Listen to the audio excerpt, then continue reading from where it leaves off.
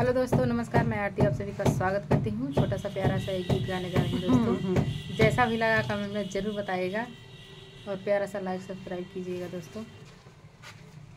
झलुआ परी कदम जी के डारी, झूले लगे सखिया धरारी ना।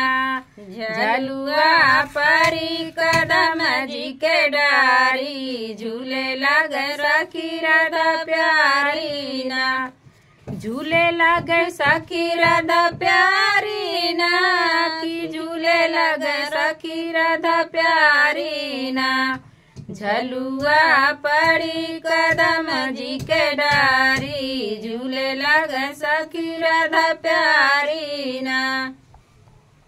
राधा झूले कृष्ण झूला में, राधा झूले कृष्ण झूला में।